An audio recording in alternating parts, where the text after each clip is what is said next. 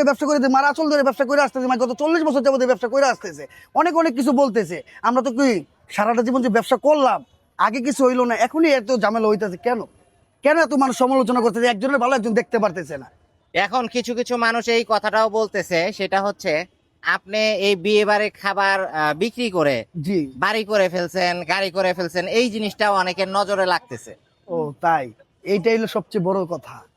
এই যে বাড়ি, এখন এইটার পাশাপাশি আপনার অন্য কোনো ব্যবসা আছে কিনা বা অন্য কোনো কাজ করেন আমি একটু কিনা? বলি। কারণ এটা অনেকে জানে না, সবাই মনে করে যে হ্যাঁ বিয়ে বাড়ির এই খাবার বিক্রি করেই সে বাড়ি গাড়ি করে নো ফেলছে। নো না, বিয়ে বাড়িতে খাবারে কয় টাকা লাভ হয়? আমি যদি এখানে 50,000 টাকা মাল বেচি, সর্বোচ্চ 5,000 টাকা লাভ হবে। তো আবার কর্মচারী তো আছে, হ্যাঁ। তাদের কি 500 হাজার টাকা দেই না? তাদের কি খাওয়াই না? আমাকেও একটা পোলাপানের সিগারেট বিড়িও তো আছে, তাদের তো ওয়াশরুম পেশাব তো সবই আছে, খরচ তো আমি দিতেছি এখানে।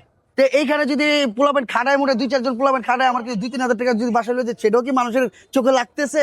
আর আমি একটা বাড়ি করছি, সেই ক্ষেত্রে আমি তো রেস্টুরেন্টে চাকরি করছি, আমার মা করছে এটা আগে ব্যবসা। আচ্ছা। আমি একজন রেস্টুরেন্ট শেফ ছিলাম, গত 4 বছর ওখানে আমি চাকরি করছি, ওখানে শেফ ছিলাম, কারিগর ছিলাম। ওইখানে কাজ করে দিয়ে আমার মা পারতেছে না, তখন আমার মা এখানে আমার আনছে। আমি সপ্তাহে করি এটা 3 দিন না 4 দিন ব্যবসা, আবার কোনো সময় করিও না। আমার ছোটখাটো কিছু কিছু ব্যবসা আছে, আমার ছোট ভাইরা করে। এরা মনে করেন মনে করেন দূর দূরান্ত থেকে মাল, কাঁচামালের ব্যবসা আছে না, এরা এমনি করে। আমি চালান দিয়ে রাখছি, ওইখান থেকে কিছু পাই। এটা কি ডেলি মাল বেশি এমন তো কোনো কথা না, সবসময় তো মাল না, আসে না। সেইটাই আমাদের প্রশ্ন। সেটা হচ্ছে আপনি যদি সপ্তাহে 7 দিন করেন না, তাহলে এটা এই মনে খাবার করেন- বেচে আপনি বাড়ি গাড়ি করলেন, না এই না জিনিসটা দাদা, তো এটা আমাদেরও- এক খাবারে কেউ কোনো লোক কইতে পারবো যে এক ব্যবসা করেছে বাড়ি ঘর করে ফেলেছে?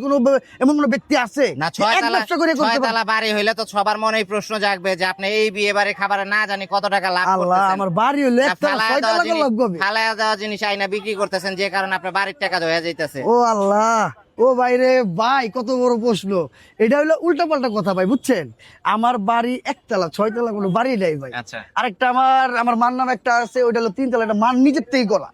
এখন প্রশ্ন, মারও তো ব্যবসা বাণিজ্য, বিজনেস একটা বিজনেস একটা সংসার চলে না। আমার রুম ভাড়াই তো আছে 20,000 টাকা, মার রুম ভাড়া আছে 25,000 টাকা।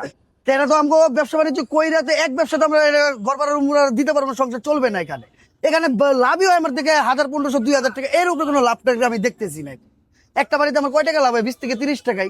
এর উপরে তো আমার কোনো লাভ টাকা দেখতেছি না, কারণ মাল আমি কম দামে যদি যতই নিয়ে আসি, অনেক টাকা তো মাই খাইতেছি, অনেক সময় মাল টাল সব থেকে গেতেছে।